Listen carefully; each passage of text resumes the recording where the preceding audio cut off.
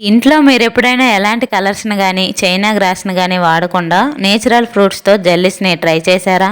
నేను ట్రై చేశాను 2 రకాల ఫ్రూట్స్‌తో. దానిమ్మ జెల్లీ మాత్రం నాకు సరిగ్గా రాలేదు. పంచదారలో దానిమ్మ జ్యూస్ వేసి తీగ పాకం వచ్చిన తర్వాత పక్కన పెట్టుకున్నాను. మరో గిన్నెలో కార్న్‌ఫ్లోర్‌లో వాటర్ వేసి బాగా కలిపి స్టవ్ పై పెట్టి కొంచెం దగ్గర పడే వరకు ఉడికించాను. తర్వాత ముందుగా చేసుకున్న దానిమ్మ పాకం వేసి రెండు కలిసేలా బాగా కలిపి దగ్గర పడగానే స్టవ్ ఆఫ్ చేసి బౌల్లో పోసుకొని చల్లార్చాను. జెల్లీలా సెట్ అవ్వకుండా సాగుతూ వచ్చింది. బౌల్ కతుకుపోయి షేప్ కూడా రాలేదు. పైగా పంచదార ఎక్కువై టేస్ట్ కూడా ఓవర్ స్వీట్ అయిపోయింది.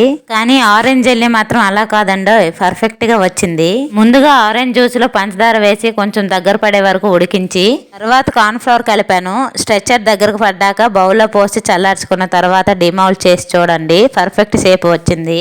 మీరు కూడా ఫ్రూట్స్ తో జెల్లీస్ ని ట్రై చేయాలనుకుంటే ఆరెంజ్ జెల్లీ విధానాన్ని ఫాలో అవ్వండి.